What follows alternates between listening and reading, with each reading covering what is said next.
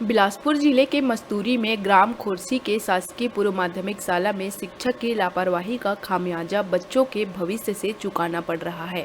धनंजय तिवारी और वंदना सिंह चंदेल ये लोग ऐसे शिक्षक हैं जो बिना किसी से डरे अपनी मनमानी कर रहे हैं। धनंजय तिवारी महीने में कुछ ही दिन स्कूल आते हैं और अगर आते भी हैं तो बहुत लेट से स्कूल पहुंचते हैं, जिससे बच्चों की पढ़ाई सही ढंग से नहीं हो पा रही है।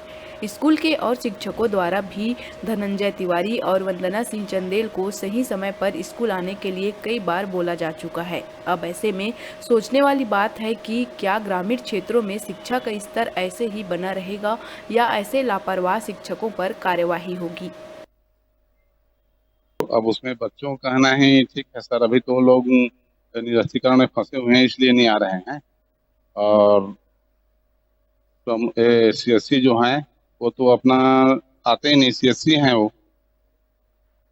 जबकि जबकि जबकि उसको पढ़ाने का भी शासन के आदेशानुसार है नियम कि वो लोग 3 पीरियड पढ़ाएंगे, नहीं आते। तो स्वाभाविक है, जब पढ़ाई होगी नहीं तो बच्चे लोग का भविष्य तो गर्त में जाएंगे ही।